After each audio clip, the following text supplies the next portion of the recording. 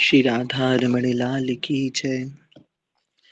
ओम अज्ञानतिमिरान्धस्य ज्ञानाञ्जनशलाकया चक्षुरुन्मीलितं येन तस्मै श्रीगुरुवे नमः। श्रीचैतन्यमनोभीष्टं स्थापितं येन भूतले स्वयं रूपः कदा मह्यं ददाति स्वपदान्तिकं।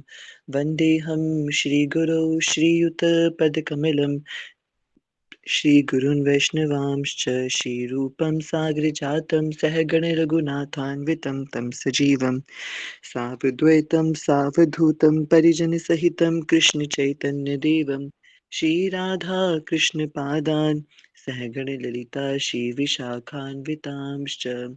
हे कृष्ण करुणा सिन्धु दीनबन्धु जगत्पते गोपेश गोपिका कान्त श्रीराधा कान्त नमोऽस्तुते। तप्त काञ्चन गौराङ्गी श्रीराधे वृन्दावनेश्वरी वृषभानुसुते देवी प्रणमामि हरिप्रिये। वाञ्छाकल्पतरुभ्यश्च कृपा सिन्धुभ्यः पतितानां पावनेभ्यो वैष्णवेभ्यो नमो नमः।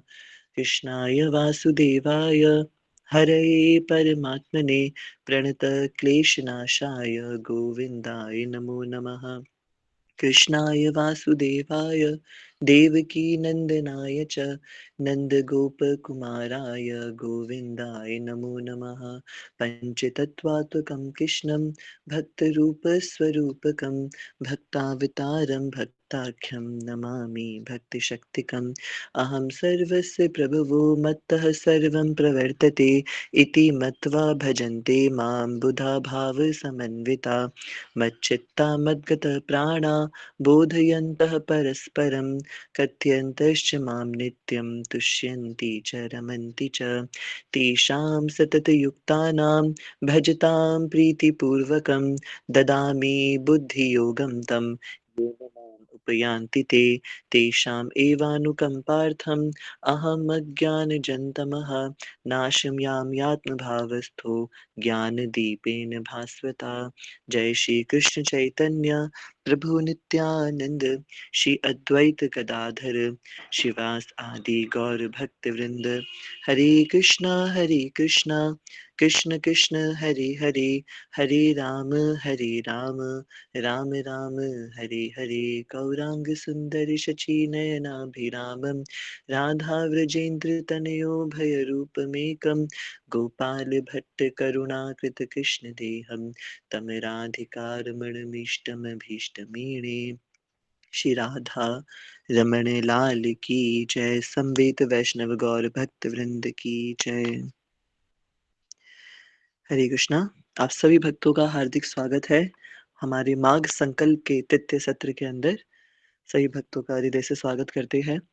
जैसे हम सब जानते हैं, माघ संकल्प के अंदर हमने एक बहुत दिव्य विषय उठाया है अपने संपूर्ण संकल्प तिथियों में, और ये विषय है आत्मचिंतन संबंधी विषय, जिसमें हम अपने माघ संकल्प के इन सभी दिनों में आत्मचिंतक विषयों पर थोड़ा चिंतन करने का प्रयास करेंगे।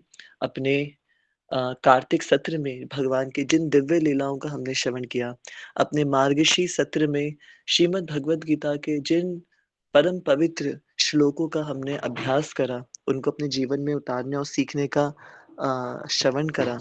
पौष संकल्प में हमने भक्तमाल जी के जितने पवित्र और उन्नत भक्तों का हमने चरित्र श्रवण करा। ये इतना कुछ अब तक हम सुन चुके हैं। अब ये सारी चीजें जितनी भी हमने श्रवण की है, ये अब हमें अच्छे से डाइजेस्ट हो जाए, अच्छे से हम इनको आत्मसात कर सके। इसको आत्मसात करने के लिए हमने ये अपनी आत्मचिंतन की सीरीज स्टार्ट की है अपने माघ संकल्प के अंदर, जिसमें हम कुछ ऐसे विषयों पर थोड़ी जुगाली कर रहे हैं। अब तक जितना प्रसाद पाया है, अब उस प्रसाद को पचाने का प्रयास कर रहे हैं, जुगाली करने का प्रयास कर रहे हैं, और देख रहे हैं कि अपने मन को थोड़ा टटोल रहे हैं। अब थोड़ी झाड़ू लगाने का काम कर रहे हैं इन माघ संकल्प के अंदर।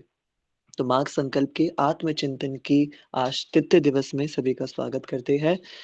अब तक हमने जीवन के कल की कक्षा में हमने जीवन के महत्व को समझा, और उससे पूर्व की कक्षा में हमने इस जगत के अंदर क्या काम करना है उसके बारे में समझा। लगभग हर कक्षा एक दूसरे से संबंधित है। कैसे वो व्यापारी एक टापू पे जाके राजा बनता है और अपने राजा होने के साथ-साथ अपने उस राजा होने के आनंद को ना लेते हुए अपने आगे के जीवन के बारे में सोच के सही समय पर सही निर्णय लेता है और उससे शिक्षा मिलती है कि कैसे एक व्यक्ति को अपने आध्यात्मिक जीवन के प्रति कितना सतर्क और संकल्पित होना चाहिए। उसी प्रकार कल हमने समझा कि ये मानव जीवन जो मिला है हमें, ये अपने आप में ही एक पद है, ये अपने आप में एक बहुत बड़ा पद है। जिस प्रकार से एक बड़े सरकारी अधिकारी को कई प्रकार की सरकार की तरफ से सुविधाएँ दी जाती है, परंतु वहीं एक सामान्य व्यक्ति को जो कि सेम उसी डिपार्टमेंट के अंदर, उसी कार्यालय के अंदर कार्यरत है, पर उसको वो सारी सुविधाएँ नहीं मिल पा रही हैं, जो उस व्यक्ति को दी जा रही हैं, जो इतने ऊँचे स्तर पर कार्यरत है। उसी प्रकार से इस मनुष्य को बहुत सारी चीज़ें ज़्यादा प्रदान की गई है, जो अन्य योनियों के लोगों को प्रदान नहीं की गई है। मनुष्य होना ही अपने आप में एक पद है। तो इस पद को अगर दिया गया है, तो कुछ सर्टेन रिस्पॉन्सिबिलिटीज़ को पूरा करने के लिए दिया गया है। और अगर हम उन रिस्पॉन्सिबिलिटीज़ को पूरा नहीं कर रहे, तो ये भगवान की त्रिगुणातीत माया शक्ति आदि दैविक, आदि भौतिक और आदि आत्मिक कलेशों से भुगतान तो करवाएगी उस जीवात्मा से। तो कल हमने मानव जीवन के महत्व पर चर्चा करी। आज का बहुत सुंदर विषय है और आज का विषय है हमारा कि कानों से दर्शन करना, जो कि बहुत अच्छी बात है। महर्षि भी बताते हैं और हम सब भक्त जानते हैं कि ठाकुर जी के दर्शन आँखों से नहीं किए जाते, अपितु कानों से किए जाते हैं। अब कानों से दर्शन कैसे होते हैं और कानों से कैसे देखा जा सकता है, आज इस पर कुछ चिंतन करने का प्रयास करते हैं। हमें ये तो समझ में आ गया कि मनुष्य जीवन कितना महत्वपूर्ण है। हमें ये भी समझ में आ गया कि मनुष्य जीवन के महत्व के साथ-साथ कुछ ज़िम्मेदारियों को पूरा करना है। अब ये ज़िम्मेदारियाँ क्या-क्या है, ये पता कैसे चलेगा? वो जो आत्म साक्षात्कार है, साक्षात्कार का मतलब देखना भी होता है। तो वो साक्षात्कार जो हम देखेंगे, वो किन आँखों से देखेंगे? शास्त्र हमें बताते हैं, आँखों से नहीं देखेंगे, कानों से देखेंगे। कानों से कैसे देखा जा सकता है? आइए 2 उदाहरणों के माध्यम से इस बात को समझने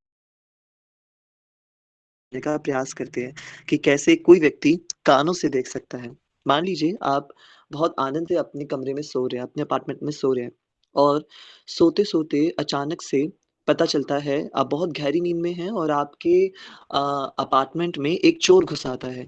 उसका इंटेंशन है आपका मर्डर करना और आपको मार करके आपकी सारी संपत्ति चुरा लेना, आपकी सारी संपत्ति का हरण कर लेना, ठीक है? ऐसी इतनी डेंजर की सिचुएशन के अंदर हमारी जो 5 कर्मेंद्रियाँ हैं, 5 ज्ञानेंद्रिय है और 11वीं इंद्रिय मन, अपनी समस्त 11 इंद्रियों के अंदर हम किस इंद्रिय का प्रयोग कर सकते हैं? यानी हमारी कौन-सी इंद्रिय हमें अ, ऐसी स्थिति में कुछ काम दे सकती है, कुछ हेल्प कर सकती है? सिचुएशन आपको समझ में आई होगी। सिचुएशन है कि आप बहुत गहरी नींद में सो रहे हैं और अचानक से कोई चोर आपके रूम में या आपके फ्लैट में प्रवेश करने का प्रयास करता है, इस इंटेंशन से कि वो आपको जान से मारेगा और उसके बाद आपकी सारी संपत्ति चुरा कर के ले जाएगा। ऐसी इतनी विकट परिस्थिति में कौन-सी 11 इंद्रियों में से कौन-सी इंद्री हमें कुछ सहायता प्रदान कर सकती है? कुछ हमें कुछ हमें हेल्प कर सकती है, किस इंद्री का हमें सहयोग मिल सकता है? तो अगर हम अलग-अलग सिचुएशंस को देखना चाहें, अलग-अलग सिचुएशंस को अगर हम स्टडी करना चाहें, जैसे आनंद धाम प्रभु जी लिख रहे हैं चैट बॉक्स में, और भी हम अलग-अलग सेंसेस को लेते हैं, हमारी जो हम अपनी ज्ञानेंद्रियों को अगर लें, तो मेरे पास अपनी नासिका है, मैं सोते-सोते मुझे ऐसा तो नहीं होगा कि चोर की खुशबू आ रही है या कुछ चोर की स्मेल आ रही है जिससे मैं एकदम जाग जाऊँ। मेरे पास जिह्वा है, मैं अपनी जिह्वा से चोर को या कुछ कोई चीज़ मेरी जिह्वा बताने में असमर्थ है पूरी तरीके से, चोर कोई टेस्ट तो नहीं है जो मुझे पता चले कि चोर के आने से मेरे मुँह का टेस्ट खराब हो जाएगा, जिससे मुझे पता चलेगा कि वो आ गया है। इसके साथ-साथ मेरे पास मेरी ज्ञानेंद्रिय में मेरी त्वचा है, मैं तो सो रहा हूँ आराम से, तो मुझे कैसे पता चलेगा? मेरी त्वचा कैसे मुझे आभास दिलवाएगी कि कोई प्रवेश कर गया है मेरे रूम में या फिर मेरे अपार्टमेंट में। इसी प्रकार से मेरे पास मेरी आँखें हैं, आँखें तो पहले से ही बंद है। पहले ही मैं सो रहा हूँ इतनी गहरी नींद के अंदर। तो और मैंने अभी तक उसको देखा भी नहीं है ना? उस चोर को देखा भी नहीं है, तो मुझे आँखों से भी नहीं पता चलेगा। इसी प्रकार से जो कर्म इंद्रियाँ हैं, वो भी सारी निष्क्रिय है, सारी कर्म इंद्रियाँ क्योंकि सुप्त अवस्था में है। एक जीवात्मा जब सो रहा होता है तो कंप्लीटली इग्नोरेंस में होता है। कंप्लीटली इग्नोरेंस में, उसको कुछ नहीं पता, तो सारी पाँचों कर्म इंद्रियाँ भी पूरी निष्क्रिय है। अब कैसे पता चल पाएगा? तो इस समय पर काम क्या आएँगे? हमारे कान काम आएँगे, ईयर्स काम आएँगे इस स्थान पे। अगर चोर कुछ आवाज़ कर दे, चोर कुछ नॉइज़ क्रिएट कर दे, अंदर आने की, अपने पैरों की, किसी भी प्रकार की अगर आवाज़ आ जाए, उससे हम एकदम सचेत हो सकते हैं और सचेत होकर के इस सिचुएशन से अपने आप को बचा सकते हैं। है ना? तो एक उदाहरण ये हमें देखने को मिला यहाँ पे। मैं बस आपको ये समझाने का प्रयास कर रहा हूँ कर्ण इंद्रियों के बारे में, कि कैसे बाकी सारी इंद्रियों का प्रभाव कानों से है। आप सोते-सोते भी जाग जाएँगे अगर आपको कोई पुकार रहा होगा, है ना? आपको दिख नहीं रहा, बहुत गहरी नींद में सो रहे हैं, आपके सामने क्या हो रहा है आपको कुछ नहीं पता चलेगा, है ना? कोई आपके साथ क्या कर रहा है कुछ नहीं पता चलेगा, पर सोते-सोते भी आपकी जो कर्ण इंद्रिय है, वो एक्टिव हो रहेंगे। उस समय पे भी अगर वो कानों से कोई संदेश आपके पास जा रहा है, वो संदेश आपको जड़ अवस्था से चेतन अवस्था के अंदर ला देगा। तो ये एक तरीका है, कर्ण इंद्रिय का महत्व हमें समझ में आ रहा है कि सुप्त अवस्था में जहाँ पे समस्त हमारी इंद्रियाँ निष्क्रिय हो जाती हैं, उस अवस्था में भी कर्ण इंद्रिय ऐसी है जो उस समय भी जागृत रहती है, उस समय पे भी एक्टिव मोड में रहती है। एक और उदाहरण लेते हैं। ये उदाहरण मान लीजिए किसी ने आपको एक ग्लास पकड़ाया और उसमें उस ग्लास में कुछ लिक्विड है, ठीक है? कोई लिक्विड वाला ग्लास आपको पकड़ाया गया और अब वो पकड़ा के बस चला गया या फिर वो आपके पास है। अब आप ये सोच रहे हैं कि यार ये लिक्विड ये क्या है? ये जो लिक्विड मैं देख पा रहा हूँ, ये लिक्विड क्या है? आप कैसे पता लगाएँगे कि ये लिक्विड क्या है? कैसे ये पता लगाएँगे? किसी ने आपको ग्लास दिया, अ, कोई उसमें कुछ जलीय पदार्थ है, ठीक है? अब वो पर पदार्थ क्या है? ये जल है, ये दूध है या फिर ये कोई जूस है, ये कोई शिकंजी है या फिर ये क्या है? ये लिक्विड क्या है? तो इसका स्मेल और टेस्ट करके, ठीक है? इसके कई सारे तरीके हो सकते हैं, स्मेल करके, टेस्ट करके हम पता लगा सकते हैं। हम केमिकल टेस्ट करके पता लगा सकते हैं, ठीक है? और कई तरीके इंस्ट्रूमेंट से पता लगा सकते हैं। मान लीजिए वो बहुत मतलब मल्टीपल पॉसिबिलिटीज़ है। हम इसका कोई केमिकल टेस्ट कर सकते हैं, उसको देख के पता लगाने का प्रयास कर सकते हैं, है ना? कई-कई तरीके हैं हमारे पास उसको पता लगाने के, बहुत सी पॉसिबिलिटीज़ हैं। ये भी संभव है कि वो 2-3 चीज़ों का मिक्सचर हो सकता है कि वो एक ऐसी चीज़ आपको दी गई है, जो टेस्ट से पता ही ना चले। मान लीजिए शिकंजी के अंदर उन्होंने कोई जूस मिला दिया, फिर जूस के साथ-साथ उन्होंने उसमें थोड़ा दूध भी डाल दिया और कुछ बिल्कुल ही अजीब-सा बना दिया। मिक्स तो कुछ भी हो सकता है, पानी, लिक्विड तो कुछ भी मिक्स हो सकता है। तो कुछ भी अजीबो-गरीब सा कुछ बना के दे दिया, जो टेस्ट करने से भी पता नहीं चलता। बड़ा अजीब-सा टेस्ट बन गया उसका, खट्टा भी लग रहा है, मीठा भी लग रहा है, फटा हुआ दूध भी लग रहा है, बड़ा अजीब-सा टेस्ट हो गया उसका। और तो टेस्ट से पता नहीं चलता, स्मेल कर रहे हैं तो स्मेल से पता नहीं चलता। केमिकल टेस्ट आप उसका करके देख रहे हो। हाँ, केमिकल वेरिफ़िकेशंस आप उसका करके देख रहे हो, अलग-अलग उसपे जितने भी एक्सपेरिमेंट किए जा सकते हैं, वो एक्सपेरिमेंट करके उसके अंदर जितनी भी एजेंट्स हैं, जितने भी मिक्सचर है, उसको हम सेपरेट करने की कोशिश कर रहे हैं, उसके सॉल्ट्स अलग करने की कोशिश करते हैं। वो पता लगा उससे पता लग सकता है कि क्या पता इसमें क्या चीज़ है ना? मान लीजिए सब कुछ आप कर रहे हैं, सब कुछ कर रहे हैं और एंड में आपको पता चलता है कि आपके पास जो लिक्विड है, ये लिक्विड एक्चुअली कैंसर को सही करने वाला एक बहुत अमृत तुल्य लिक्विड था। ये एक्चुअली कैंसर का एक सिरप था। ये एक ऐसा इंग्रीडिएंट था आपके पास, एक ऐसी सामग्री थी आपके पास, जिससे कैंसर का इलाज हो सकता है या फिर किसी बहुत बड़ी भयानक बीमारी का इलाज हो सकता है। और अब आपको पता चलता है जब लास्ट में आपको पता चला कि भई ये तो एक ऐसा पदार्थ था, जिस पदार्थ की सहायता से एक बहुत बड़ी बीमारी का हल निकाला जा सकता था। पर जब तक ये बात पता चली, तब तक वो जो पूरा लिक्विड था, वो सारा वेस्ट हो चुका था, भिन्न-भिन्न प्रकार के टेस्ट करने में।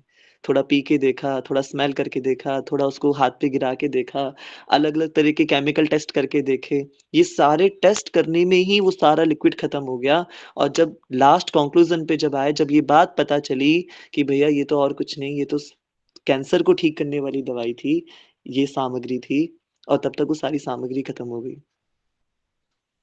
तो एक विचारणीय बात है, जब तक सारे टेस्ट हुए, सब कुछ पता चला, जीवन में भी ऐसा है ना, संपूर्ण जीवन जी लिया, ये जीवन क्यों मिला, हर प्रकार के मज़े करके देख लिए, हर प्रकार के एक्सपेरिमेंट करके देख लिया और जब एंड में पता चला कि ये लाइफ़ किस लिए मिली थी, ये लाइफ़ क्या थी, ये जीवन क्यों मिला था, अच्छे से वो सेल्फ रियलाइज़ेशन तब हो गया, बट एक रियलाइज़ेशन समझ में आ रही है कि यार रियलाइज़ेशन तो हो गई बट ठीक है, अब लाइफ़ बची नहीं अब तो, अब लाइफ़ ही नहीं बची। पूरी लाइफ़ सिर्फ़ रियलाइज़ेशन करने में ही निकाल दी मैंने, लाइफ़ सिर्फ़ समझने में ही निकाल दी। आप समझ पा रहे हो? पूरा जीवन सिर्फ़ टेस्ट करने में ही चला गया। जब फाइनल वो आया, कॉन्क्लूज़न आया, उसके बाद हमारे पास समय ही नहीं बचा कि अब हम उसका कुछ उपयोग करें। जीवन के कुछ दिन ही नहीं बचे, जैसे वो कैंसर की दवाई खत्म हो गई थी, है ना? अब इसके एक सबसे सिंपल तरीका क्या हो सकता था? आप सोच के देखिए, इतनी सारी झंझटें हमने करी, इतनी झंझटें करी, इतने टेस्ट करे, इतना सब कुछ करा। सबसे सिंपल तरीका क्या हो सकता था उस लिक्विड के बारे में जानने का? एकदम कैज़ुअल, एकदम सबसे सिंपल तरीका क्या हो सकता है? कोई बता देता, एग्ज़ैक्टली कोई बता देता और बल्कि कोई कौन बता देता भई जिसने हमें लिक्विड दिया उसी से हम पूछ लेते।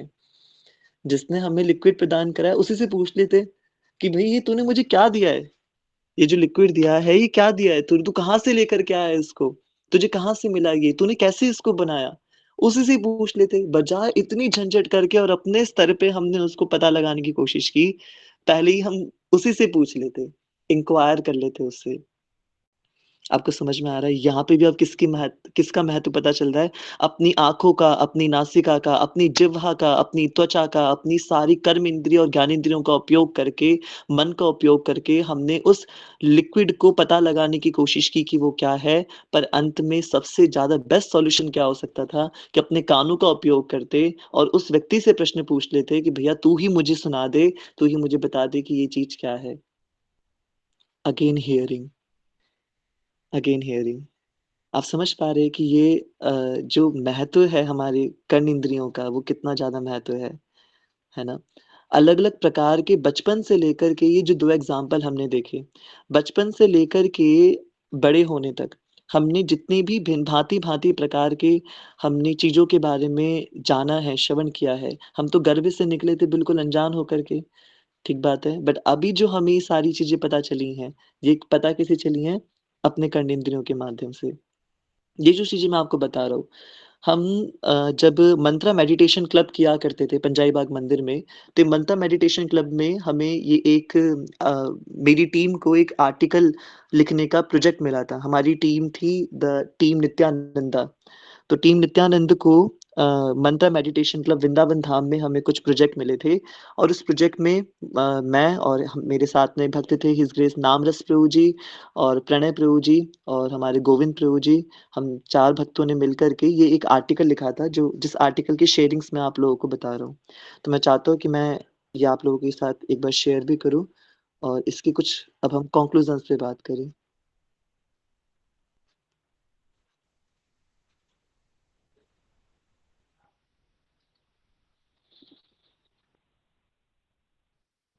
आशा करते हैं कि आपको मेरी स्क्रीन दिख पा रही होगी और मेरी आवाज़ भी सही से आ पा रही होगी। यस प्रभु जी, आप क्लियर है। जय तो यस, तो सीइंग विद द ईयर्स जो हमने अभी पूरा ये 2 एग्ज़ाम्पल जो अभी हमने लिए, ये वही 2 एग्ज़ाम्पल्स हैं जो मैंने अभी आपको बताए हैं। आइए इसको एक बार पढ़ते हैं। Suppose you are sleeping in your apartment and a thief breaks in with the intention of murdering you and stealing all your wealth. In such a moment of danger, which of the 5 senses is most likely to help you? You certainly cannot smell the thief, nor taste him with your tongue, nor feel him with your skin, nor see him with your eyes. But if the thief makes a noise, you might hear it, wake up, and be able to save yourself.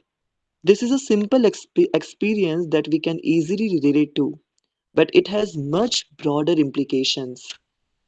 Again, second example. Suppose I hand you a glass of liquid. How would you go about determining what it is? Most men of science would suggest doing some chemical test. First of all, we have to recognize that this involves seeing, smelling, tasting, touching. अलग अलग तरीके से हम उसको पता लगाने का प्रयास करेंगे. Perhaps with the help of instrument. But all these methods fall in the category of sense perception. ये जितने भी मेथड आप यूज़ करेंगे ना, ये सारे क्या है? सेंस परसेप्शन है। Sense perception. All these methods fall in the category of sense perception, which is which is inevitably fault prone. यानी कि निश्चित रूप से अवश्यम रूप से ये फॉल्ट प्रोन है। फॉल्ट प्रोन का क्या मतलब है कि इनमें कुछ ना कुछ तो खोट आई है। श्रीमद् भगवत गीता के 9वें अध्याय में भगवान बता रहे हैं कि हमारी जो इंद्रियां हैं ये अपूर्ण है, पूर्ण नहीं है। अपूर्ण होने के कारण इनकी जो क्षमता है वो बहुत सीमित है,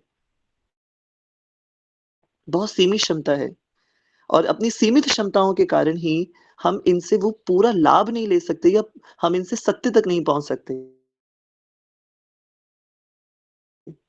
आप लिमिटेड चीजें ही देख सकती हैं, हमें रेगिस्तान में मिराज भी दिख सकता है। तो इसे निश्चित रूप से ये फॉल्ट प्रोन है। Furthermore chemical test can be misleading. What if the liquid is one for which the testing reagents have not been developed?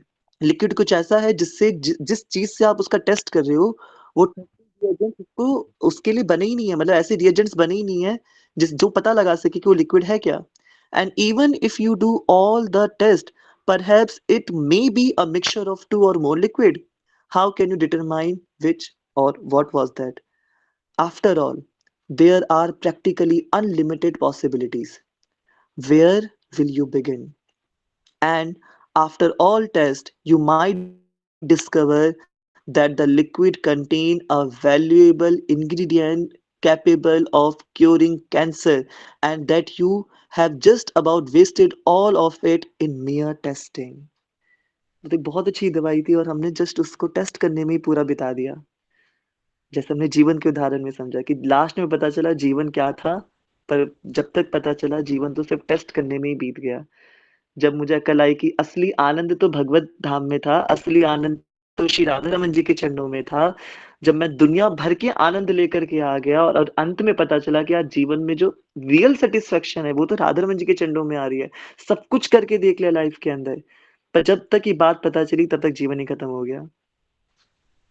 So, therefore, let us step back and consider something altogether different, something radical for modern science. Why not simply ask person who handed us liquid? क्यों हम उस व्यक्ति से नहीं पूछ रहे थे जिसने हमें वो लिक्विड दिया था? What did you give me? आपने मुझे क्या दिया है? That might just solve all our problems. हम इतने कॉम्प्लिकेटेड क्यों हो गए? इतनी सिचुएशन को कॉम्प्लिकेटेड क्यों बना लिए? क्यों उस व्यक्ति से नहीं पूछा जिसने हमें वो लिक्विड प्रदान किया है ना? From the above two examples, we understand the potency of hearing as a reliable way of acquiring knowledge. Hearing के बारे में पता चलता है कि reliable knowledge को acquire करने का एक बहुत अच्छा साधन है। Hearing is, in fact, the basis of all our knowledge. अब तक जितनी भी नॉलेज हमें मिली है उसका भी बेस क्या है? हियरिंग ही है। From the cradle to the crematorium, एक पालने से लेकर के शमशान घाट तक, है ना? पालने से लेकर के शमशान घाट तक, यानी बचपन से लेकर के बड़े होने तक। From the cradle to crematorium, whole our life is based on hearing. Just think of any five common items of knowledge and backtrack how you learned about them in the first place. How did you get into the engineering college? How did you learn about GRE and TOEFL exam? Different different जो exams होते हैं इन exams के बारे में हमें कैसे पता चला? How did you learn ABC? How did you come to know the way to nearby movie theater? How did you come to know about Einstein? Everything we know begins from hearing. Books are also in the category of recorded sound. Books are also books are also in the category of recorded sound. Books को भी recorded sound बोला गया है। क्योंकि जब आप किताब पढ़ रहे होते हो तो एक आवाज आपके मन में चल रही होती है। आप अपनी आवाज को सुन रहे होते हो।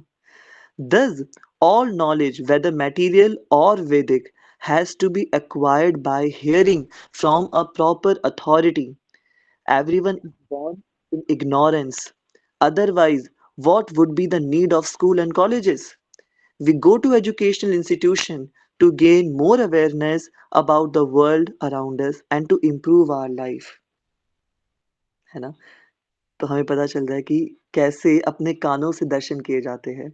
ये सबसे ज़्यादा प्रबल इंद्रिय है, सबसे ज़्यादा महत्वपूर्ण इंद्रिय है। अब यहाँ पे हमें कल का चिंतन के लिए हमें कुछ लास्ट में बोला हुआ है। But how do we know from whom to hear in order to obtain perfect knowledge? कैसे पता चलेगा कि परफेक्ट नॉलेज गेन करने के लिए मुझे किससे श्रवण करना है? श्रवण करना है ये तो समझ में आ गया, पर किससे श्रवण करना है उस परफेक्ट नॉलेज को गेन करने के लिए? In modern times, modern science is not the only source of knowledge which we hear and accept.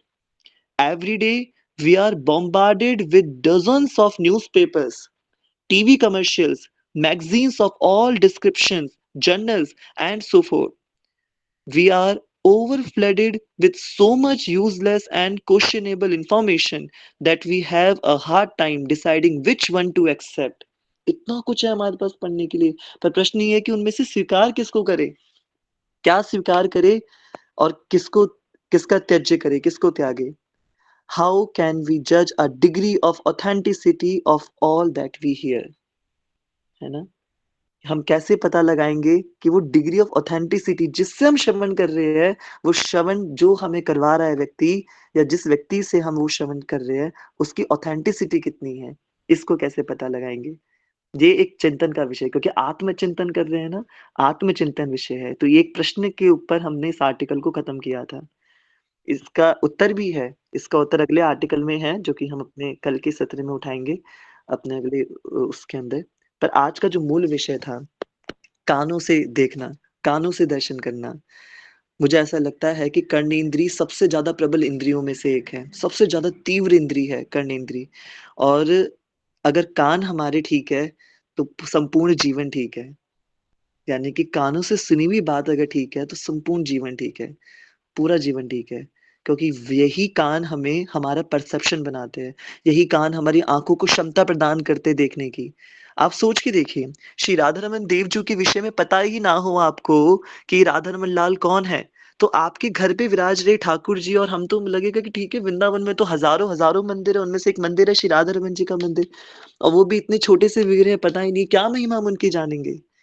आज सैकड़ों की भीड़ राधारमण जी में आ रही है, बिहारी जी में आ रही है, सुन के आ रही है, सुन के आ रही है। उनको पता चल रहा है कि अच्छा ये तो स्वयं प्रगट ठाकुर जी है। ये आज भी लीला कर रहे हैं, ये आज भी भक्तों को इस ऐसे-ऐसे लीला करके आनंदित कर रहे हैं। वो श्रवण कर के भक्त लोग आज भी उनकी तरफ आकर्षित हो रहे हैं, आज भी ठाकुर जी की तरफ आ रहे हैं। ये कर्ण इंद्री हमें भगवान का वो वास्तविक दर्शन करना सिखाती है। वहीं अगर कोई राधा रमन जी या गुरुदेव या किसी संत के विषय में आपको कुछ नेगेटिव बता दे या आपको कुछ गलत बता दे कुछ अच्छा सुनने से पहले, तो फिर हमारा परसेप्शन पूरा वैसे ही बन जाएगा। किसी नास्तिक से मिल जाओ वो बोल दे, अंग्रेज आया राधा रमन जी के अंदर और आके बड़े महाराज जी थे, परदादा गुरुदेव थे और जब वो सेवा कर रहे थे, सेवा महोत्सव चल रहा था और ब्रिटिशर्स के टाइम पे वो अंग्रेज अधिकारी आकर के हँस के चला गया। ये फूल प्रिमिटिव इंडियंस गुड़ियाओं की पूजा करते हैं, गुड्डे गुड़ियाओं की पूजा करते हैं। तो परदादा गुरुदेव को बड़ा कष्ट हुआ, भई ये 2 कौड़ी का अंग्रेज, ये राधा रमन लाल आपको और हमको फूल प्रिमिटिव इंडियंस बोल के चला गया। ये आपको गुड्डा-गुड़िया बोल के चला गया। आपने कोई लीला क्यों नहीं करी? आपने दिखाया क्यों नहीं कि आप कोई गुड्डा-गुड़िया नहीं हो, आप सच में प्रकट ठाकुर हो? आपने इसको सिद्ध क्यों नहीं किया? और अगले दिन जब परदादा गुरुदेव जाते हैं मंगला के अंदर, तो बाँसुरी पकड़े हुए राधा रमन लाल का एक हाथ अपनी कमर पे और एक हाथ किशोरी जी के कंधे पर होता है। और ये दृश्य देख कर के अचंभित रह जाते हैं महाराज जी, वहीं बेहोश हो जाते हैं। कितनी सुंदर लीला महाराज जी बताते हैं। ये श्रवण करा हमने, तो हमारी राधा रमन जी के प्रति निष्ठा बनी। पर अगर हम महाराज जी को श्रवण ना करके हम अगर उस अंग्रेज को ही श्रवण कर ले कि ये तो गुड्डे-गुड़ियाओं को पूजा करने वाले लोग हैं। जगन्नाथ जी को कोई देख ले तो जगन्नाथ जी तो वैसे ही बिल्कुल टेडी बियर से लगते हैं, गुड्डे से लगते हैं। अगर हमें उनकी महिमा का ना पता हो, तो हम तो उनको बिल्कुल फॉर ग्रांटेड ले लें, बिल्कुल ऐसे ही मान लें। ये कान है जिसकी वजह से आज हम रमन परिकर में हैं। ये कान है जिसकी वजह से आज हम ठाकुर जी से जुड़े हुए हैं। आज हम हरि नाम से जुड़े हुए हैं। हम रोज़ अपने दिन का 1 डेढ़ घंटा निकाल के हरे कृष्ण महामंत्र का जप कर रहे हैं। हम दिन का कुछ समय निकाल कर के यही तो श्रवण करने के लिए, ये श्रवण ही तो आनंद हमें प्रदान कर रहा है, जिससे हम रमन परिकर के सत्रों में आ रहे हैं। तो ये श्रवण इंद्रिय अगर सही हो गई, तो सब कुछ सही हो जाएगा। आत्म साक्षात्कार आँखों से नहीं होगा, कर्णों से होगा। बहुत सुंदर है, बहुत कुछ इससे बताया जा सकता है। संतों ने कितना-कितना कर्मेंद्रियों पर बोला है। पर हमारा आत्मचिंतन है कि कानों से हम क्या सुन रहे हैं, है ना? ये बहुत ज़रूरी है। अगर कान से श्रवण होने वाली चीज़ें सुधर गई हमारी, तो सारी इंद्रियाँ संयमित हो जाएँगी, बहुत अच्छे से संयमित हो जाएँगी। तो कानों को हमें बहुत संयमित करना है, ये पूरा सार है और सिर्फ़ अपने जीवन को ना एक्सपेरिमेंट करके नहीं बिता देना है। फिर अंत में जाके जब पता चलेगा कि ये जीवन का असली आनंद तो ठाकुर जी के चरणों में और भक्तों के साथ असली आनंद में, डिवोटी एसोसिएशन में असली आनंद है, पर तब तक इतना लेट हो चुके होंगे हम कि वो लिक्विड खत्म हो चुका होगा। जब उसका महत्व पता चलेगा, वो जीवन खत्म हो चुका होगा। तो हमें मात्र टेस्ट या एक्सपेरिमेंट करने में इस लाइफ को नहीं बिताना है। यही आज के आत्मचिंतन का सार है। आज सभी भक्तों का हृदय से धन्यवाद। श्री राधा रमण लाल की जय। कोई भक्त यदि अपनी कोई प्रतिक्रिया, कोई प्रश्न, कोई टिप्पणी, कुछ अपना भाव रखना चाहते हैं तो आप प्लीज़ आपका खूब स्वागत है।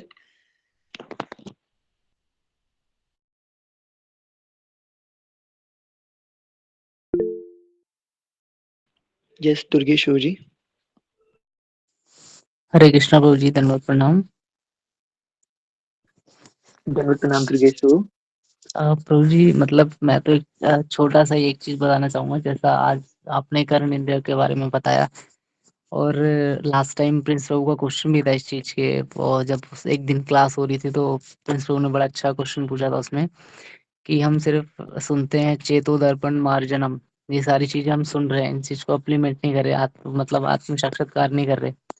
तो आज कहीं न कहीं आज के सत्र से ये और क्लेरिफ़िकेशन होती है, और कहीं न कहीं क्लियर ही होता है इस चीज़ से, कि कहीं न कहीं हम जो है, ये चेतो दर्पण मार्जनम कहीं न कहीं हम सुन के ज़्यादा कर रहे हैं, देखने से ज़्यादा। और आज कहीं न कहीं वो और क्लेरिफ़ाई हुआ कि हम राधा रमण जी का रूप का दर्शन तो आँखों से कर रहे हैं, पर कहीं न कहीं मेरा ऐसा मानना है, गलत भी हो सकता है ये, पर कहीं न कहीं रूप का दर्शन तो आँखों से कर रहे हैं, पर स्वरूप का दर्शन कानों से कर रहे हैं। जो स्वरूप है, हम कहीं न कहीं स्वरूप अपने कानों से देख पा रहे हैं, सुन पा रहे हैं। तो ये एक छोटी-सी ये थी, और महाराष्ट्री के सुनने से ही ये सारी चीज़ें जो है, हम कहीं न कहीं जान पा रहे हैं और देख पा रहे हैं। तो ये बस एक छोटा-सा कहना था प्रभु जी। हरे कृष्णा। कितनी सुंदर बात आपने बोली दुर्गेशु कि रूप का दर्शन हम अपने नेत्रों से कर रहे हैं और स्वरूप का दर्शन कानों से कर रहे हैं। ये बहुत सुंदर कोट आपने बोला है। बहुत-बहुत धन्यवाद इतनी सुंदर बात के लिए। थैंक यू सो मच दुर्गेशु। आनंद धाम प्रभु जी लिख रहे हैं एक मिनट। आनंद धाम प्रभु से पहले आद्या ने लिखा है यहाँ भी साइंस पढ़नी पड़ रही है। ये साइंस नहीं है आद्या। और एक प्रकार से देखा जाए तो साइंस है भी। भक्ति तो बहुत साइंटिफिक है। भक्ति अनपढ़ लोगों का विषय नहीं है। ये बहुत गहरा विषय है। तो भक्ति के लिए तो हमें बहुत विद्वान होना होगा। हमें बहुत बहुत बहुत विद्वान होना होगा। एक भक्त सबसे बड़ा वैज्ञानिक होता है। अपने अपने जीवन में अम, वो सिद्ध किया हुआ वैज्ञानिक होता है। आनंद धाम प्रभु जी लिख रहे हैं भैया एक क्वेश्चन था कि जैसे हम संतों को सुनते हैं जिनको भगवत प्राप्ति हो रखी है, उनकी बातें अलग अलग क्यों होती है? मतलब मुझे ऐसा लगता है आनंद धाम प्रभु जी कि संतों की बातें अलग अलग नहीं है। अ, एक ही चीज है। उसके ना बस जैसे मान लो आप एक्वारियम में जाओ, है ना? आप अगर एक्वेरियम में आई थिंक वो अलग-अलग प्रकार के शीशे होते हैं ना? आप एक्वेरियम में जाओगे वहाँ आपको मछलियों का वो सब देखने को मिलेगा और आई थिंक उस जगह को क्या बोलते हैं मुझे ध्यान नहीं है, जहाँ पे आपको भिन्न-भिन्न प्रकार के शीशे मिलेंगे। कभी आप ऐसी जगह पे हम जाते हैं जिसमें हम बहुत ज़्यादा मोटे दिख रहे हैं, किसी में हम बहुत लंबे दिख रहे हैं, किसी में कुछ स्वरूप दिख रहा है, किसी में कुछ स्वरूप दिख रहा है। ऐसे कई प्रकार के शीशे आते हैं। व्यक्ति एक ही है। पर वो एक व्यक्ति जब अलग-अलग शीशों में अपने आप को देख रहा है ना, तो उसका रूप बदल जा रहा है। अब ये क्यों बदल रहा है रूप? क्या वो व्यक्ति चेंज हो रहा है? नहीं, व्यक्ति तो सेम है। पर वो शीशा जिस प्रकार का है ना, वो शीशा उस व्यक्ति को उस प्रकार से प्रदर्शित कर रहा है। वो शीशा उस व्यक्ति को उस प्रकार से प्रदर्शित कर रहा है। ठीक उसी प्रकार से अ, एक और उदाहरण देता हूँ मैं आपको। अ, मतलब इस वाले एग्ज़ाम्पल से हम ये रिलेट कर सकते हैं कि हमारा जो पूरा संत समाज है ना, ये उन शीशों के प्रकार ही है। ये ठाकुर जी जब मान लीजिए हमारे गुरुदेव को जब देखते हैं, जब हमारे गुरुदेव की शीशे में अपनी छवि निखारते हैं, तो उनका एक अलग स्वरूप होता है। जब वो मल्लुक बीट वाले महाराज जी की शीशे में छवि निहारते हैं, तो तब उनका एक अलग स्वरूप होता है। जब वो बाबा जी महाराज की उसमें छवि निहारते हैं, तब एक अलग स्वरूप होता है। है वो एक ही ठाकुर, शीशे थोड़े अलग-अलग हैं।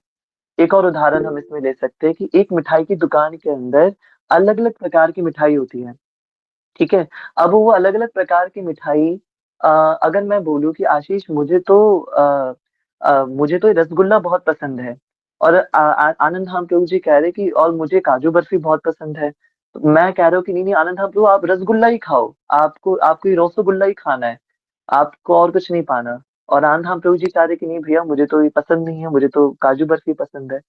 तो मिठाई की दुकान वाले ने ना रसगुल्ला भी रख रखा होगा और काजू बर्फी भी रख रखी होगी, हर एक व्यक्ति के टेस्ट के अनुसार। इस जगत के अंदर राधा रमन लाल जानते हैं 4 लाख प्रकार की मनुष्य योनि बनाई है, तो सबके विचार अलग है, भांति-भांति के लोग इस जगत के अंदर। तो अब उन भांति-भांति के लोगों की अलग-अलग टेस्ट को, उनकी भक्ति में अलग-अलग वांछाओं को पूरा करने के लिए ये ठाकुर जी ने संत रूपी मिठाइयाँ प्रेज़ेंट कर दी हैं, जो एक ही मीठा स्वाद प्रदान कर रही हैं, पर उनका स्वरूप अलग-अलग है। वो काजू बर्फी मीठी है, वो उसका भी स्वाद रसगुल्ले का भी मीठा ही स्वाद है। परंतु मैं रसगुल्ले से संतुष्ट होऊँगा, आनंद धाम प्रभु जी काजू बर्फी से संतुष्ट होंगे।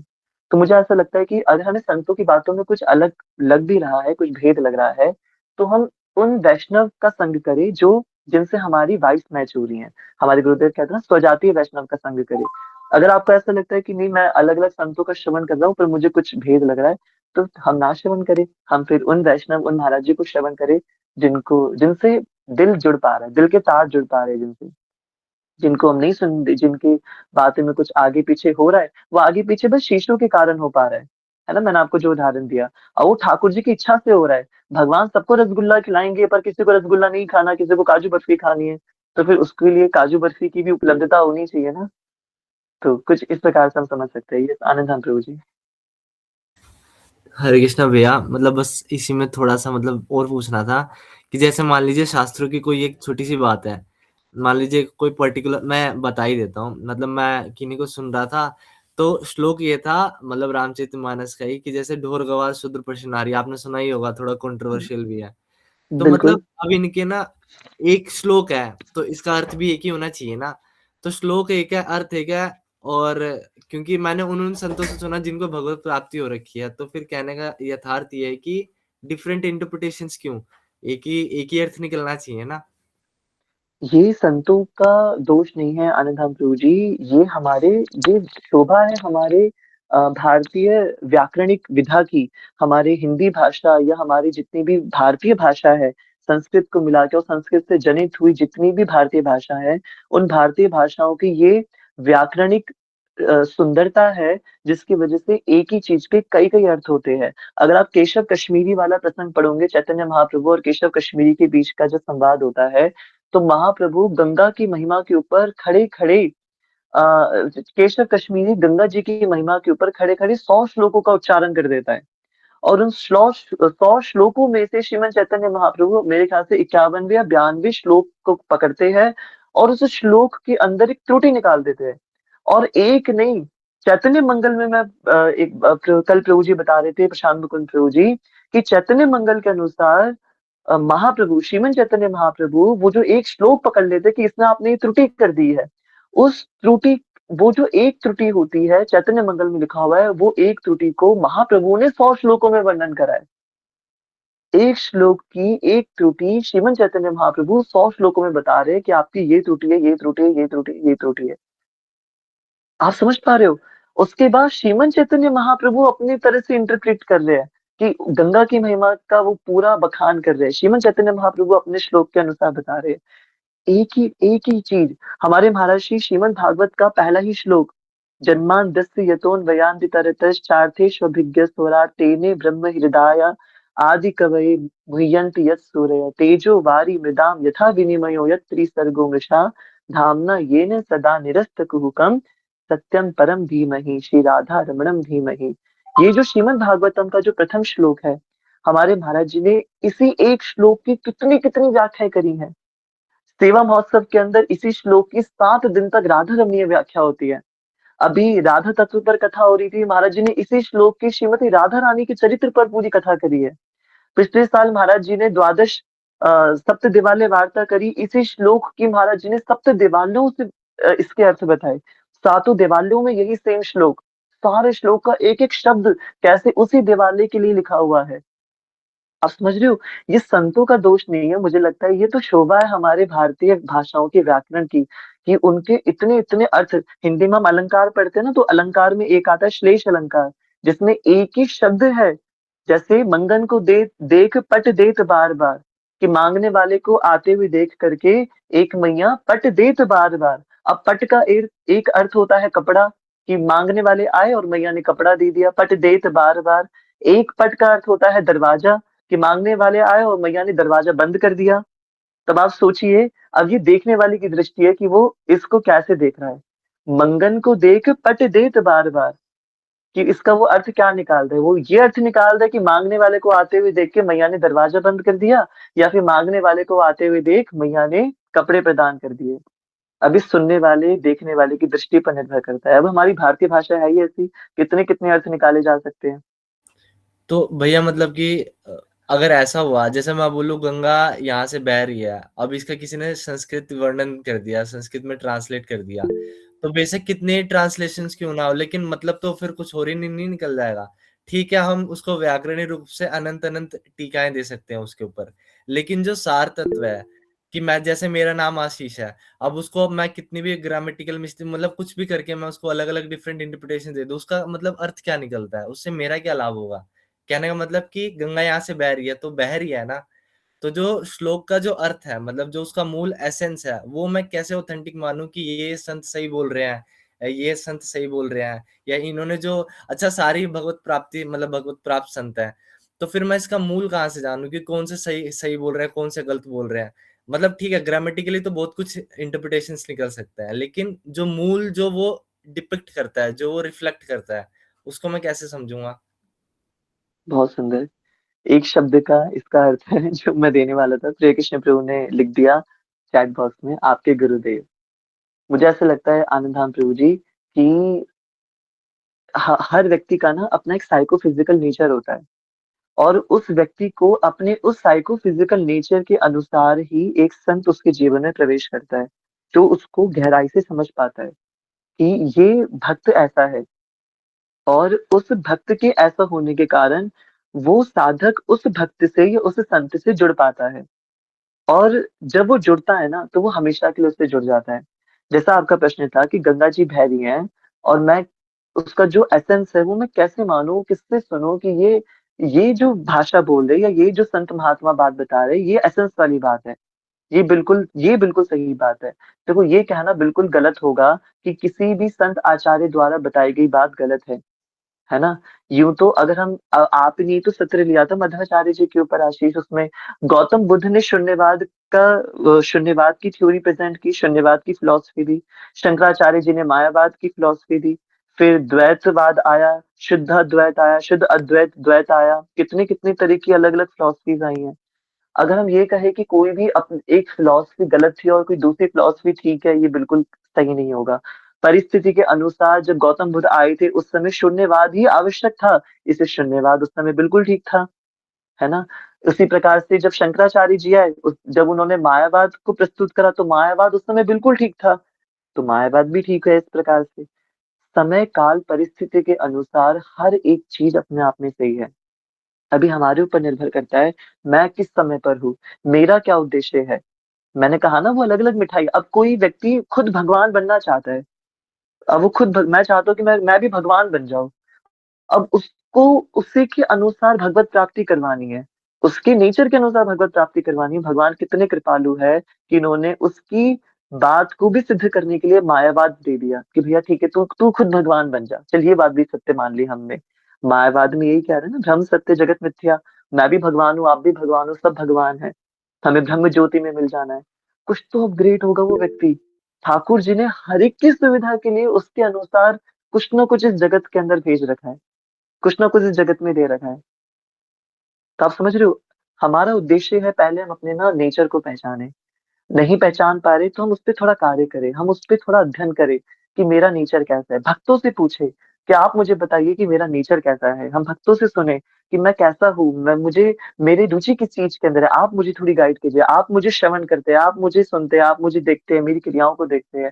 आप मुझे मेरा मार्गदर्शन करिए कि मैं किस प्रकार का व्यक्ति हूँ। या तो हम भक्तों का सानिध्य लें या फिर हम खुद अपने आप को पहचानें और पहचानने के बाद उस संत की तलाश करें जिससे हम मेल खाते हैं। और फिर जब हम उससे मेल खा लेंगे ना, तो बस फिर उनके चरण पकड़ लेने चाहिए हमें। फिर तो बस उन्होंने बोल दी कि पीपल के पेड़ पे उल्टा लटक जाओ, इसी से ही भगवत प्राप्ति होगी, तो इसी से ही भगवत प्राप्ति होगी। फिर तो जो उन्होंने बोल दिया वो पत्थर की लकीर हो गई, वो बिल्कुल बात खत्म हो गई। अच्छा, तो ठीक है भैया, मतलब मैं समझ गया। जैसे आपने बोला जन्माद्यस्य वतोन्मयादि तरतश्च चार्थेषु विज्ञ स्वराट। तो मतलब अब इसका इंटरप्रिटेशन क्या मैं अपने नेचर के हिसाब से मान के चलूँगा? मतलब आप समझ रहे हैं, मतलब इसका अर्थ निश्चित तो रूप एक से ही अपने होगा ना? नेचर के अनुसार करेंगे। अगर निश्चित रूप से अगर आप अपने नेचर के अनुसार करने का प्रयास करेंगे, तो गलती हो जाएगा। तो हम उसमें ना वो कर सकते हैं। हम उसमें मेंटल स्पेकुलेशन की उसमें चांसेस है और वो गलत भी हो सकता है। मेंटल स्पेकुलेशन करने की वजह से वो गलत हो सकता है। इसका एक बहुत अच्छा एक तरीका है, हमारे इस्कॉन के फाउंडर आचार्य जगत गुरु श्रीला प्रभुपाद ने जो हमें चीज़ प्रेज़ेंट करके दी है ना, वो एज़ इट इज़ प्रेज़ेंट करके दी है। तो मुझे ऐसा लगता है कि हर एक भक्ति की शुरुआत अगर कहीं से होती है, तो वो इस्कॉन से होती है। फिर आगे चल के वो भले ही किसी भी धारा में विलीन हो जाए, किसी भी धारा में चला जाए, पर जगत गुरु श्रीला प्रभुपाद जी ने अपने ग्रंथों में जो चीज़ें लिखी है, वो सारी चीज़ें एज़ इट इज़ वाली चीज़ें हैं। तो अगर कोई बहुत ज़्यादा कन्फ्यूज़ है ना कि मुझे नहीं पता चल रहा क्या सही है, क्या गलत है। जैसे आपने कहा कि भैया इसका अर्थ तो एक ही होगा ना। अब उसके तरीके अलग-अलग है एक्सप्लेन करने के, समझने के, बहुत तरीके हो सकते हैं, जैसे महाराज जी ने अपनाए। पर अगर आप चाहते हो कि मुझे तो एकदम एज़ इट इज़ वाला एक्सप्लेनेशन और एसेंस चाहिए, तो वो प्रभुपाद जी ने अपने ग्रंथों में हमें प्रदान किया है। तो उसके लिए तो फिर हमें निश्चित रूप से आँख बंद करके कुछ नहीं करना है, प्रभुपाद जी के ग्रंथ उठाने चाहिए, उनका अध्ययन करना चाहिए, उससे हमें वो एज़ इट इज़ वाला भाव मिल जाएगा। एक बार आपने एज़ इट इज़ वाली चीज़ समझ ली ना, उसके बाद आपको अपना नेचर पता चल जाएगा। फिर आप उस संत से, उस धारा से अपना आप जुड़ जाएँगे, जिस धारा के लिए आप बने हैं, जिस धारा में आपको आगे तक अपना जीवन बिताना है। Right Anand Dham Prabhu ji? As it is चीज़ों के लिए प्रभुपाद जी का शेल्टर लेना होगा। हरी, हरी। बहुत सुंदर, बहुत अच्छी चर्चा खिंच गई आज। प्रिया दीदी कुछ कहना चाह रही हैं? यस प्रिया दीदी।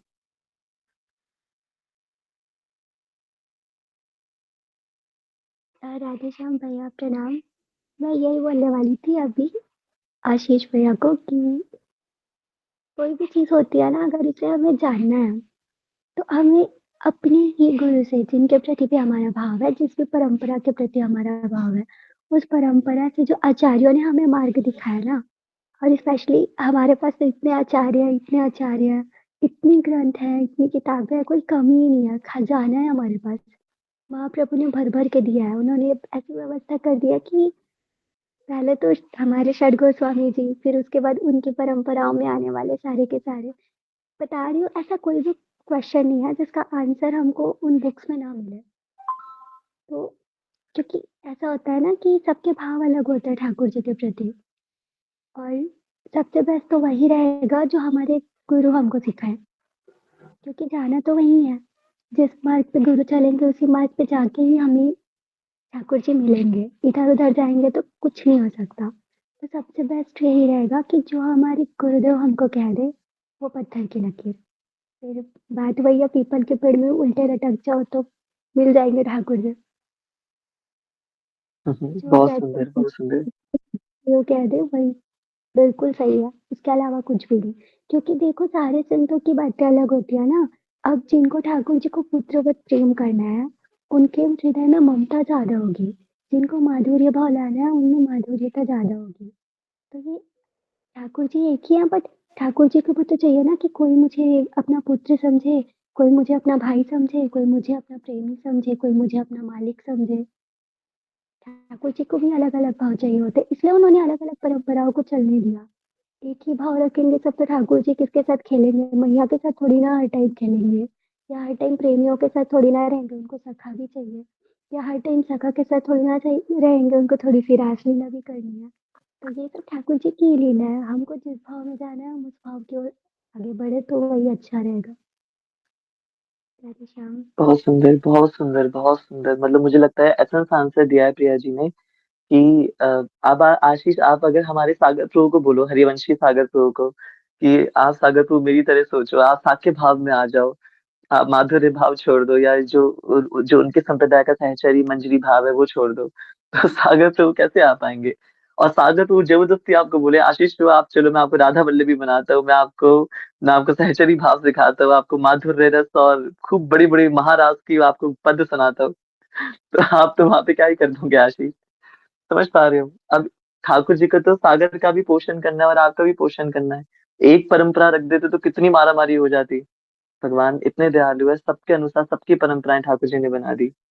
बहुत सुंदर बताया कि ठाकुर जी मैया के साथ थोड़ी ना खेलेंगे, और दुलार पाना है तो मैया का सानिध्य लेना पड़ेगा, और खेलना है तो अपने सखाओं का सानिध्य लेना पड़ेगा।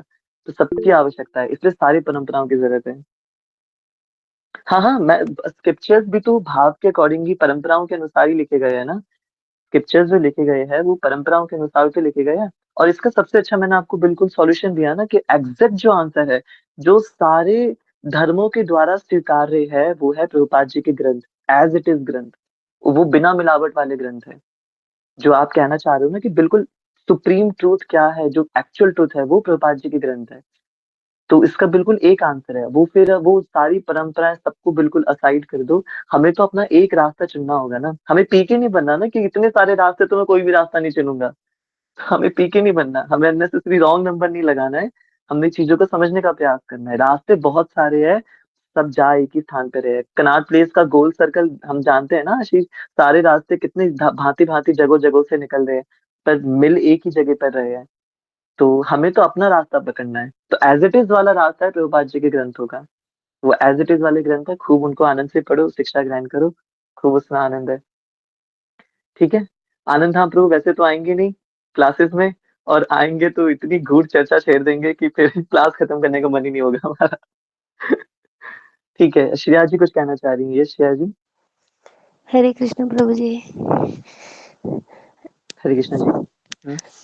जो प्रभु जी ने सवाल करा है ना, इस पे ना मेरा भी बहुत टाइम से पहले, बहुत पहले डाउट था कि उन्होंने जो पूछा है ना, सेम वैसा ही मेरा डाउट्स था।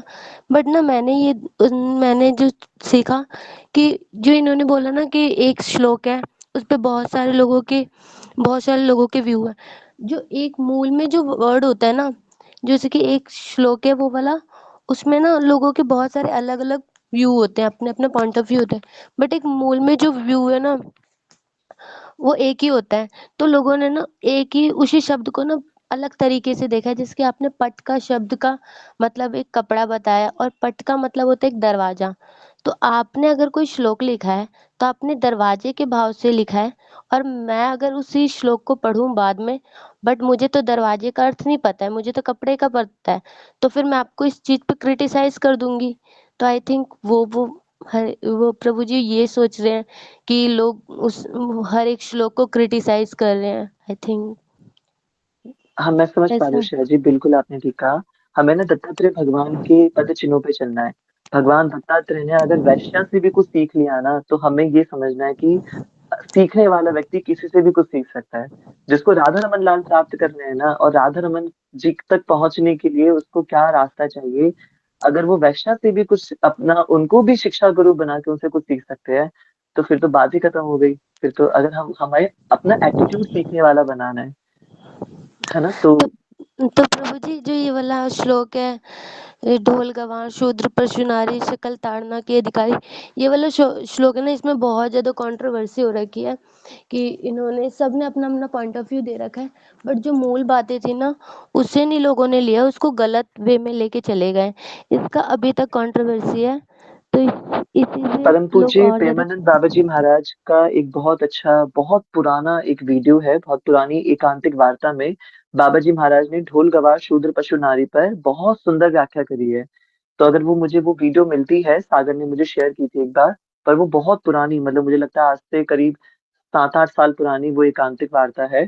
तो अगर वो मुझे मिलती है तो मैं वो शेयर करूंगा ग्रुप में, आप सब उसको देखिएगा। उसमें महाराज जी ने सारे डाउट्स क्लियर कर रखे हैं अच्छे से। तब बाबाजी महाराज को इतना लोग नहीं जाना करते थे, तो इसलिए वो इतनी प्रसिद्ध भी नहीं हुई वो वीडियो।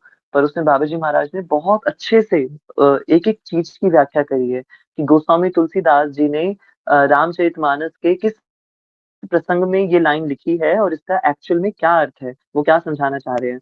तो उन्होंने बहुत अच्छी, वो तत्वदर्शी है ना? हम तद्विधि प्रणिपातेन परिप्रश्नेन सेवया उपदिश्यन्ति ते ज्ञानम ज्ञानिनः तत्वदर्शिनः। तो बाबाजी महाराज तत्वदर्शी है, वो जो बता रहे हैं उस पे आँख बंद करके एक साधक को विश्वास करना चाहिए। तो मैं वो शेयर करूँगा, ठीक है? बड़े आनंद की बात है कि हमारा ये आत्मचिंतन सफल हो गया कि सब इतने गहरे आत्मचिंतन में पहुँच गए और यही हमारे सत्र की बहुत बड़ी सफलता है। आप सभी भक्तों का हृदय से धन्यवाद। ऑलरेडी बहुत ज़्यादा समय हो गया और प्रिय कृष्ण प्रभु जी लिख रहे हैं कि एंड प्रभु जी जिनको दोष निकालने हैं वो किसी में भी निकाल सकते हैं। बिल्कुल ठीक बात है। दोष दृष्टि करने वाला व्यक्ति आप पूरे व्हाइट बोर्ड में व्हाइट नहीं देखेगा, एक छोटा-सा ब्लैक डॉट देख लेगा और अच्छा देखने वाला व्यक्ति ना पूरे ब्लैक बोर्ड के अंदर एक छोटा-सा व्हाइट डॉट देख लेगा। अरे प्रभु ये सारी बुराइयाँ छोड़ो, आप कितने अच्छे हो, आप में ये अच्छाई है। तो अच्छाई देखने वाला भक्त हमें बनना है, हमें दोष दृष्टि वाला भक्त नहीं बनना। ऐसा अभ्यास हम करेंगे जीवन में तो हम खूब आनंदित और भगवान के बहुत प्रिय हो पाएँगे। ठीक है? हमने नारायण कवच पढ़ने का संकल्प लिया है, तो हम आइए जल्दी से अपने उस संकल्प को पूरा करते हैं। बहुत ज़्यादा समय हो गया आज, उसके लिए बहुत क्षमा चाहते हैं, पर खूब आनंद हुआ। आज इतनी गूढ़ रहस्यमयी और चिंतनात्मक चर्चा हुई हमारी। मैं निवेदन करता हूँ प्राणेश्वर प्रभु जी से कि वो हमें नारायण कवच वैसे तो हम आज नारायण कवच सिर्फ़ कुछ-कुछ श्लोक में ही मैं सोचा था कर लेते, बट फिर भी संकल्प लिया है तो जल्दी से इसको तीव्र गति से पढ़ने का प्रयास करते हैं। ताकि हमारा संकल्प ना टूटे। श्री राधा रमण लाल की जय। ओम नमो भगवते वासुदेवाय। ओम नमो भगवते वासुदेवाय। ओम नमो भगवते वासुदेवाय। ओम हरिर्विदध्यान् मम सर्वरक्षां यस्याङ्घ्रि पद्मः न्यस्त्याङ्घ्रि पद्मः पथगेन्द्रपृष्ठे दरारिचर्मासिगदेषु चाप पाषाण दधानोऽष्टगुणोऽष्टबाहु जलेषु मां रक्षतु मत्स्यमूर्तिर्यादो गणेभ्यो वरुणस्य पाशात् स्थलेषु मायावटुवामनो व्यात्रिविक्रमः खेवतु विश्वरूपः दुर्गेश वटव्याजिमुखादिषु प्रभुपाया नरसिंहोऽसुरयूथपारिः विमुञ्चतो यस्य माहट्टहासं दिशो विनेदुर्यपतंश्च गर्भः रक्षद्वसो माध्वनियज्ञकल्पः स्वदष्टयोनीतधरो वराह रामोद्रिकूटेष्वथ विप्रवासे स लक्ष्मणो व्याद्भरताग्रजोऽस्मान् मामुग्रधर्मादखिलात् प्रमादान् नारायणः पातु नरश्च हासात् दत्तस्वयोगादथ योगनाथः पायात् गुणेशः कपिलः कर्मबन्धात् सनत्कुमारो वतु कामदेवाध्यशेषमां सखी देवहेलनात् देवर्षिवर्यः पुरुषार्चनान्तरात् कुर्मो हरिर्मां निर्यादशेषात् धन्वन्तरिर्भगवान् पार्थपथ्यात् द्वन्द्वात् भयादशुभो निर्जितात्मा यज्ञश्च लोकादवताज्जनान्तात् बलो गणात् क्रोधवशादहीन्द्रः द्वैपायनो भगवान् प्रबोधात् बुद्धस्तु पाखण्डगणात् प्रमादात् कल्की कलय कालमलात् प्रपातु धर्मावनायोरुकृतावतारः मां केशवो गदया प्रातरव्यात् गोविन्दयासङ्गवमाप्त वेणुः नारायण प्राण उदात शक्तिर्मध्यं दिने विष्णुरिन्द्रपाणिः देवोपराणे मधुहोग्रधन्वा सायं त्रिधामावतु माधवो मां दोषे ऋषिकेश उत्तरार्धरात्रे निशीथ एकोऽवतु पद्मनाभः श्रीवत्सधाम परिरात्रि ईश प्रत्यूष ईशोऽसिधरो जनार्दनः दामोदरो व्यादनुसन्ध्यं प्रभाते विश्वेश्वरो भगवान् कालमूर्तिः चक्रं युगान्तान् लतिग्मनेमि भ्रमत समन्ताद् भगवत्प्रयुक्तं दन्दग्धिदन्धग्धरिसैन्यमाशु कक्षं यथा वात सखो हुताशः गदेशनिस्पर्शन विस्फुलिङ्गे निष्पिण्डि निष्पिन्द्य जितप्रियासि कुष्माण्डिवैनायक यक्षदक्षो भूतग्रहाचूर्णय चूर्णयारेन् त्वं जातु धान प्रमथ पितृमातृ पिशाच विप्रग्रहघोरदृष्टिन् दरेन्द्रविद्रावय कृष्णपूरितो भीमस्वरो नैर्हृदयानि कम्पयन् त्वं तिग्मधारा शिवरारिसैन्यमीश प्रयुक्तो मम छिन्दि छिन्दि चक्षुंषि चर्मा छतिचन्द्रछादय जुषाम भूनां हरिपापचक्षुषाम्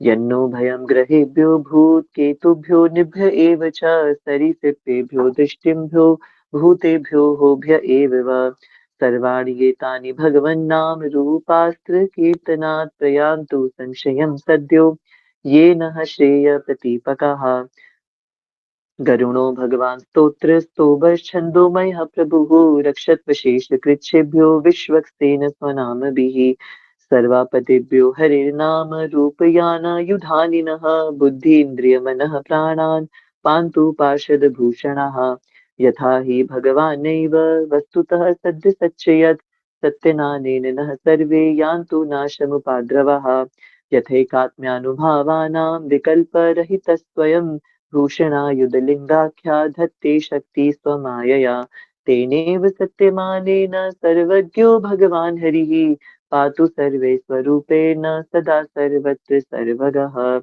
विदिक्षु दिक्षूर्ध्वमदः समन्ता दन्तर्बहिर्भगवान् नारसिंहः प्रहापयल्लोकभयं स्वनेन स्वतेजसा ग्रस्तसमस्ततेजः स्वतेजसा ग्रस्तसमस्ततेजः स्वतेजसा ग्रस्तसमस्ततेजः ॐ हरे कृष्णा कृष्णा कृष्णा हरे हरे हरे राम राम राम हरे हरे श्री राधारमणम् अर्पणमस्तु श्री राधारमणम् अर्पणमस्तु श्री राधारमणम् अर्पणमस्तु श्री राधारमण लाल की जय नारायण कवचम की जय। तानेश्वर प्रभु से निवेदन करते हैं कि वो हमें ठाकुर जी के दिव्य दर्शन की झांकी करा के